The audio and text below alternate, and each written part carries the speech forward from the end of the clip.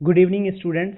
आज के क्लास में हम लोग इलेक्ट्रिसिटी के बारे में और भी थोड़ा डिटेल में देखेंगे। हमने अभी तक देखा था कि करंट जो होता है आपका, उसको हम लोग बेसिकली डिफाइन करते हैं rate of flow of charge through a particular cross section area. तो अगर एक पर्टिकुलर क्रॉस सेक्शन एरिया से किसी पर्टिकुलर टाइम के लिए कुछ चार्ज फ्लो कर रहे हैं, तो हमें नेट चार्ज जो उस क्रॉस सेक्शन एरिया से किसी टाइम में फ्लो कर रहे हैं उसको हम करंट बोलते थे। करंट को बेसिकली हम लोग दो टाइप्स में डिवाइड करते हैं, अल्टरनेटिंग करंट एंड आपका डायरेक्ट करंट। तो अल्टरनेटिंग करंट और डायरेक्ट करंट में डिफरेंस मैंने बताया था बच्चों। क्या होता है? अल्टरनेटिंग करंट ऐसे करंट होते हैं जो आपका हाफ टाइम के लिए एक पर्टिकुलर डायरेक्शन में फ्लो करते हैं और हाफ टाइम के लिए अपनी डायरेक्शन को चेंज करते हैं। और डीसी करंट ऐसे करंट होते हैं जो टाइम के साथ अपनी डायरेक्शन को चेंज नहीं करते हैं। ठीक है।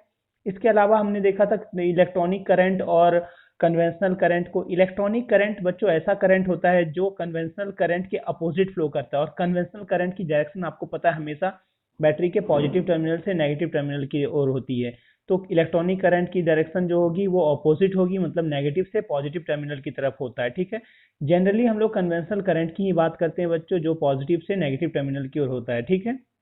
अब हम लोग आते हैं कि क्या करंट सॉलिड, लिक्विड और गैस तीनों में फ्लो कर सकता है? तो मेरा आंसर है बच्चों हाँ, करंट सॉलिड में भी फ्लो कर सकता है, लिक्विड में भी, और पर्टिकुलर केसेस में गैसेस के थ्रू भी फ्लो कर सकता है।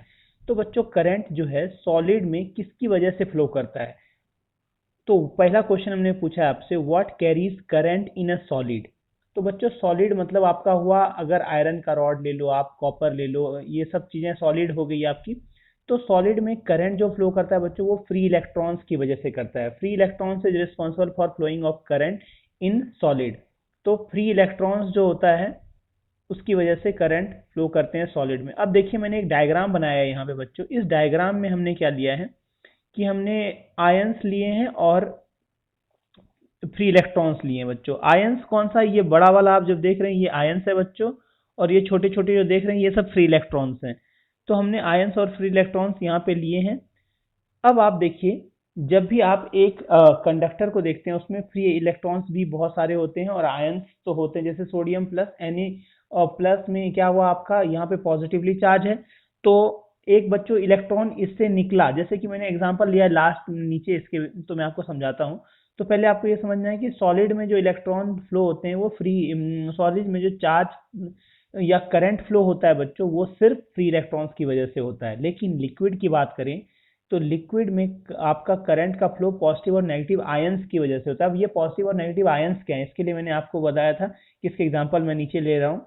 तो अगर सोडियम से एक सोडियम का आउटर मोस्ट ऑर्बिट का कन्फिग्रेशन देखें आप, तो 281 देखते हैं आप। तो आउटर मोस्ट ऑर्बिट में एक इलेक्ट्रॉन है। और जब आप क्लोरीन का देखते हैं तो 287। और इसको ऑक्टेट पूरा करने के लिए आउटर मोस्ट ऑर्बिट में 8 इलेक्ट्रॉन चाहिए बच्चों, और इसको आउटर मोस्ट इलेक्ट्रॉन में भी एक इलेक्ट्रॉन चाहिए। तो सोडियम के जो आउटर मोस्ट ऑर्बिट में एक इलेक्ट्रॉन है ये डोनेट कर देगा, तो आपका वो इलेक्ट्रॉन कौन ग्रैब कर लेगा? वो इलेक्ट्रॉन बच्चों आपका ले लेगा क्लोरीन। तो क्लोरीन, सोडियम देखिए, सोडियम ने इलेक्ट्रॉन डोनेट किया तो सोडियम पे पॉजिटिव चार्ज आ गया। मैंने लिखा है आपको sodium minus of electron gives sodium plus, और chlorine plus of electron gives chlorine minus.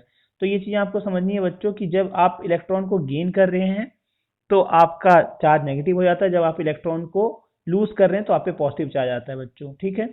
अब देखिए, इन gases who carries the current. Normally बच्चों गैसेस जो होते हैं वो नॉन कंडक्टर या इंसुलेटर टाइप के होते हैं। ठीक है ना। Non conductor, conducting medium of gas, gas को नॉन कंडक्टिंग मीडियम माना जाता है। बट कुछ पर्टिकुलर कंडीशंस होते हैं बच्चों जिसके लिए गैस आपका कंडक्ट करने लगता है। यानी कि अगर गैस को आप आयोनाइज कर दो तो गैस के थ्रू करंट फ्लो हो सकता है। जैसे गैस को आयोनाइज कैसे कर सकते हैं? गैस को आयोनाइज करने के लिए आपको एक्सटर्नल रे, अल्फा बीटा गामा, ये सब रे पास करानी होती है गैस से। और या तो उसको आप बहुत हाई इलेक्ट्रिक पोटेंशियल पर ले जाएं और इलेक्ट्रिक फील्ड और हाई टेम्परेचर पर वो जो है आपका गैस कंडक्ट करने लगता है। ठीक है बच्चों।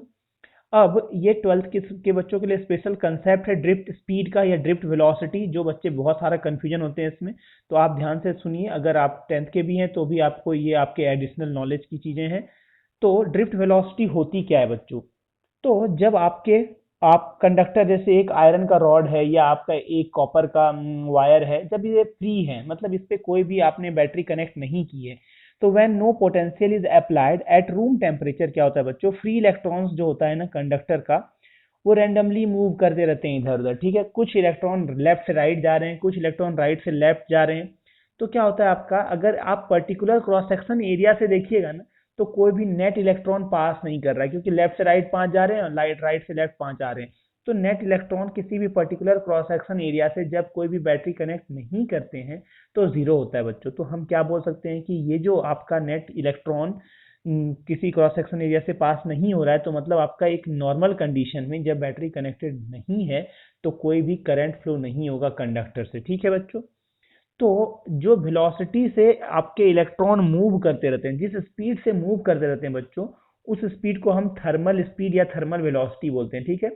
थर्मल मीन्स ये टेम्परेचर की वजह से, मतलब टेम्परेचर आपका जैसे कंडक्टर का, तो उसकी वजह से कुछ इलेक्ट्रॉन आपका मूव करते हैं लेफ्ट राइट। तो ये जो चीजें हैं बच्चों, इसको आप थर्मल स्पीड बोलते हैं। थर्मल स्पीड बहुत ज्यादा होती है बच्चों, 10⁵ मीटर पर सेकेंड। अब आप देखिए, ये थर्मल स्पीड जो होता है आपका, ये आपका ड्रिफ्ट स्पीड में कैसे बदलता है। मान लीजिए आपने एक बैटरी कनेक्ट कर दी, ठीक है। अब जब आप बैटरी कनेक्ट करोगे तो इलेक्ट्रॉन जो आपका इधर उधर घूम रहे थे पहले, अब एक पर्टिकुलर डायरेक्शन में अलाइन हो जाएंगे मूव करने के लिए। क्यों होता है ऐसा बच्चों? क्योंकि जब आपने बैटरी कनेक्ट किया, तो आप देखिए जब बैटरी कनेक्ट करेंगे तो इलेक्ट्रॉन आपका पर्टिकुलर डायरेक्शन में क्यों मूव करता है?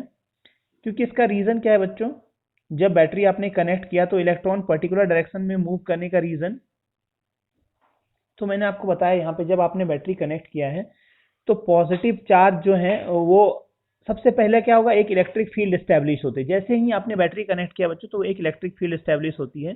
ये इलेक्ट्रिक फील्ड जो है आपका, ये इलेक्ट्रिक फील्ड आपका इलेक्ट्रॉन पे फोर्स लगाएगा। अब इलेक्ट्रिक फील्ड इलेक्ट्रॉन पे फोर्स कैसा लगाएगा, तो इलेक्ट्रिक फील्ड जो बच्चों यहाँ पर है, देखिए यहाँ पे जो इलेक्ट्रिक फील्ड क्रिएट हुई, जैसे आपने बैटरी लगाया ना, तो इलेक्ट्रिक फील्ड इस डायरेक्शन में क्रिएट होगी, बैटरी के ही डायरेक्शन में, जैसे बैटरी के पॉजिटिव से नेगेटिव टर्मिनल। ये आपका इलेक्ट्रिक फील्ड की डायरेक्शन हो गई बच्चों, ठीक है।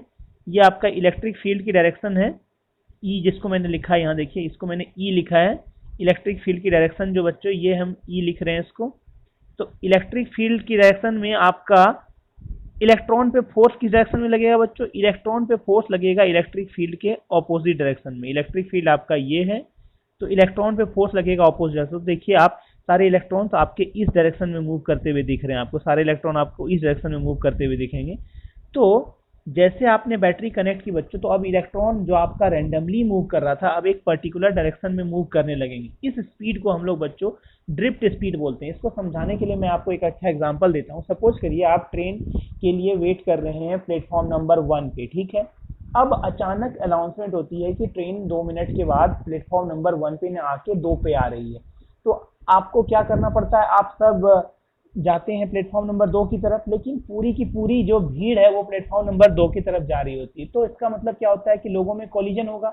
आप जाना तो चाहेंगे तेजी से, लेकिन आपकी स्पीड क्या हो जाएगी, रिड्यूस हो जाएगी। जैसे क्योंकि आपका कोलिजन दूसरे पर्सन के साथ हो रहा है और एक पर्टिकुलर स्पीड से जो चल रहे थे आप, वो धीरे धीरे हो गए। आप देखेंगे बहुत सारे लोग, कभी कभी तो ऐसा होता है कि बहुत सारे लोग खड़े रहते हैं और धीरे धीरे लोग क्रॉस कर रहे होते हैं, तो ऐसा भी होता है आपका।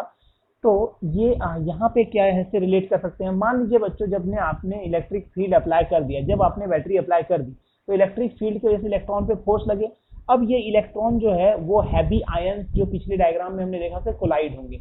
तो इलेक्ट्रॉन तेजी से जाना चाह रहे हैं बैटरी के पॉजिटिव टर्मिनल की ओर, लेकिन अब ये कोलिजन हो रहे हैं, मल्टीपल कोलिजन हो रहे हैं इसका आपके आयंस के साथ। तो इस कोलिजन की वजह से इलेक्ट्रॉन एक पर्टिकुलर वेलोसिटी से ड्रिफ्ट करते हुए नजर आएंगे धीरे धीरे। ये ड्रिफ्ट वेलोसिटी जो होती है बच्चों, वो 10⁻⁻⁴ से 10⁻⁵ के बीच में होती है, यानी कि बहुत कम वेलोसिटी होती है। तो the velocity with which electron moves after battery is applied, वो बहुत कम स्पीड हो गई बच्चों। इसी स्पीड को हम ड्रिफ्ट स्पीड बोलते हैं। ड्रिफ्ट स्पीड वो पर्टिकुलर स्पीड है बच्चों। तो मैंने लिखा है देखिए आप, when a constant potential difference भी is applied between the ends of the conductor, the electric field E is produced. तो इलेक्ट्रिक फील्ड ने क्या किया बच्चों, the conduction electron within the conductor are taken are then subjected to force minus E, क्योंकि electric field force लगाएगा charge पे बच्चों, और वो कुछ किस डायरेक्शन में लगाएगा, ऑपोजिट डायरेक्शन में। तो एक फोर्स लग रहा है इलेक्ट्रॉन पे माइनस ई इंटू ई ऑपोजिट डायरेक्शन में। इस फोर्स की वजह से बच्चों इलेक्ट्रॉन एक्सिलरेट करने की कोशिश करता है। This force on electron tries to accelerate the electron through a small distance.